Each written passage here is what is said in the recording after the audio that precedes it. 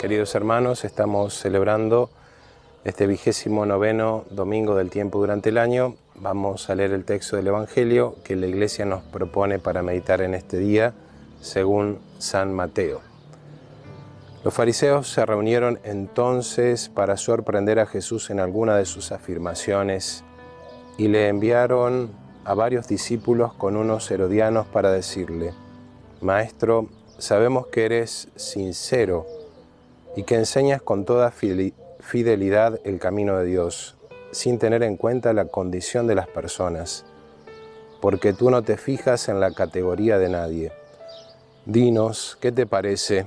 ¿Está permitido pagar el impuesto al César o no? Pero Jesús, conociendo su malicia, les dijo: Hipócritas, ¿por qué me tienden una trampa? Muéstreme la moneda con que pagan el impuesto. Ellos le presentaron un denario y él les preguntó: ¿de quién es esta figura y esta inscripción? Le respondieron: del César.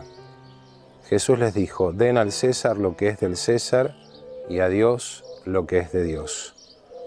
Palabra del Señor, gloria a ti, Señor Jesús.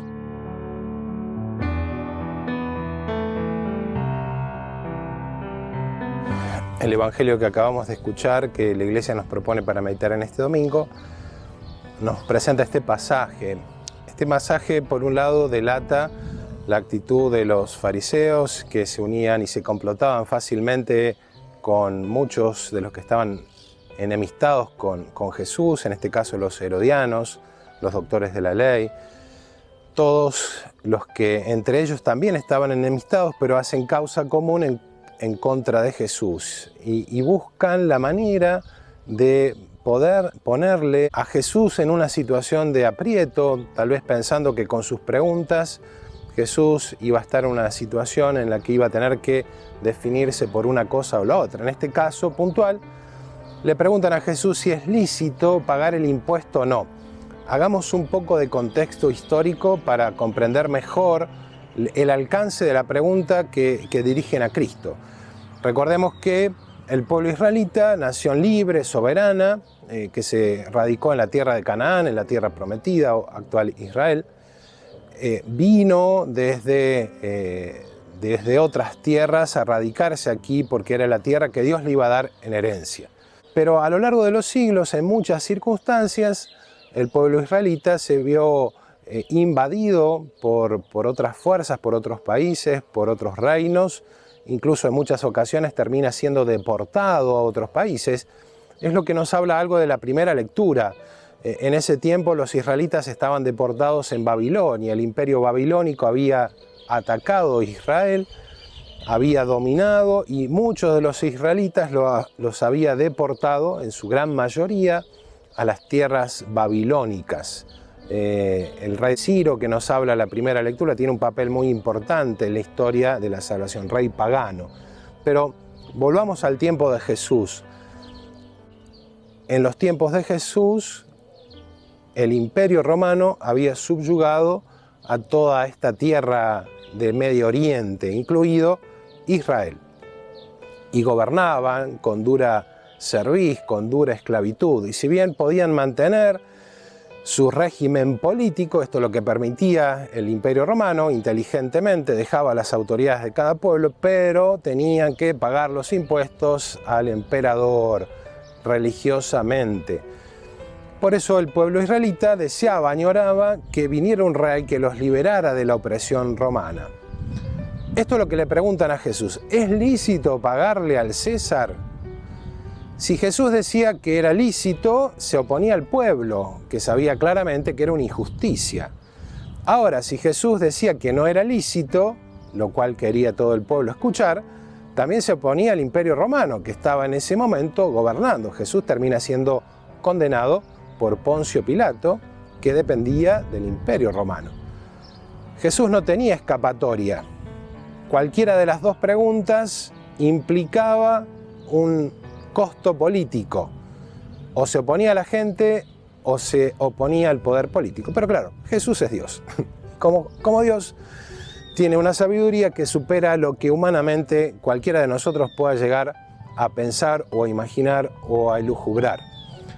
Y Jesús les pide una moneda y le dice de quién es la efigie, de quién es el sello, del César. Y entonces Jesús dice, dad al César lo que es del César y a Dios lo que es de Dios.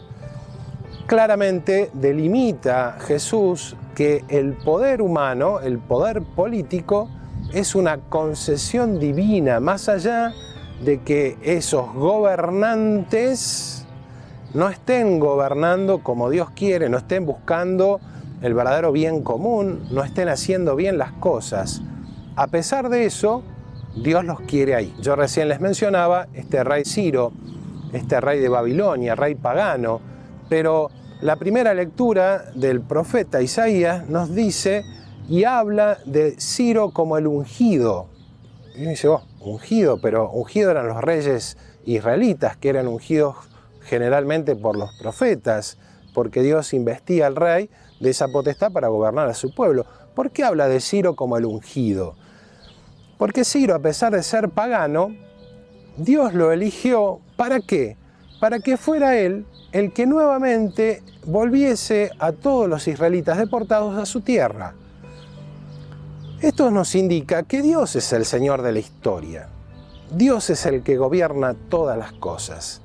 Y a pesar de que haya un rey, en este caso este rey Ciro, que sea pagano y que pertenezca a un reino extranjero, a un reino que esté oprimiendo a otro, también es querido por Dios. Dios quiso que los israelitas fueran atacados, fueran subyugados. Dios quiso que los israelitas fueran deportados. Y Dios quiso también suscitar este rey para que ellos volvieran. Nada escapa a la providencia de Dios. Nada escapa. Yo a veces escucho, y creo que es generalizado, sobre todo en América Latina tal vez, de una manera muy particular, la gran injusticia que vemos a nivel gubernamental, o a veces la impunidad, o sobre todo la gran corrupción que está como instalada. No digo que todos los políticos sean corruptos, no, porque hay buenos políticos, pero bueno, son los menos. Hay intereses, generalmente se descuida realmente el verdadero bien común, se priorizan otros intereses. Pensemos que por encima del bien común muchas veces están los intereses de cada partido político. Bueno, no vamos a entrar en detalle, todos lo conocemos, tampoco quiero condenar a todos los políticos, sería injusto hacerlo. Lo cierto es que tal vez en esta nuestra América se vive de una manera muy particular y uno escucha a la gente y la gran mayoría de la gente está cansada, está hastiada de esta situación y eso genera bronca, genera odio, mucha gente termina insultando a los políticos. Bueno, toda una situación, una procesión interior de angustia, más los sistemas económicos que a veces tampoco nos ayudan. Bueno, toda una sumatoria de situaciones dificilísimas de sobrellevar. Y eso lleva a que uno, la mayoría de los casos, la procesión va por dentro, la gran mayoría de la gente, esa angustia, esa bronca se la guarda, difícilmente la exteriorice, salvo en el ámbito de los más cercanos. Lo que nos dice Jesús en el Evangelio, dad al César lo que es del César y a Dios lo que es de Dios. Los políticos nosotros tenemos, los que nos gobiernan a nosotros, son elegidos por Dios, aunque ellos renieguen de Dios. Pero están en ese cargo porque Dios quiere que estén. No es por propia voluntad. Dios quiere que estén ahí, justa o injustamente, con derecho o sin derecho. El puesto que ocupan es un puesto que Dios permitió que ellos ostentasen. Y lo deberían ostentar y ejercer en favor del pueblo, pero a veces esto no sucede. Pero nosotros nos debemos quedar simplemente con esta mirada. Dad al César lo que es del César es darle al ambiente político, al ambiente social, lo que eso implica, aunque los impuestos incluso sean injustos, aunque no correspondan, pero bueno, es lo que corresponde y Jesús de hecho lo hace y lo hace en el Evangelio, paga los impuestos. No estoy haciendo propaganda para que paguen los impuestos, quiero aclarar ni tengo ningún porcentaje por decir esto.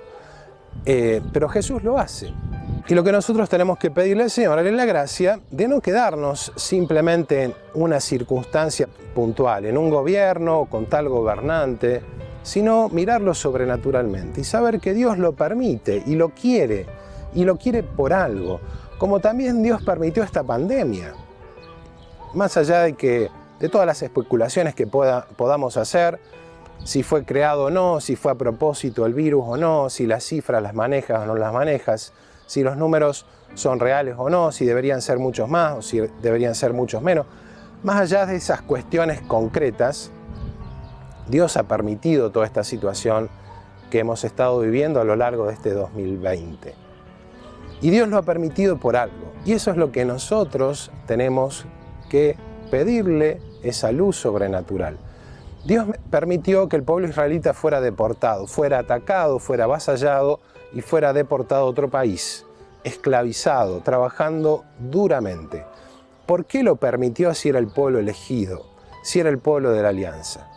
Porque a través de eso Dios hizo sacar muchos más frutos espirituales, mucho más importantes que hubiera estado en una apacible bonanza, en una apacible riqueza y bienestar social. Dios saca de las pruebas siempre bienes mayores que nosotros no nos alcanzamos a dar cuenta, que no alcanzamos a percibir. Y esto también nosotros lo tenemos que aprender para nuestra vida, para cada instante de nuestra vida, para cada circunstancia.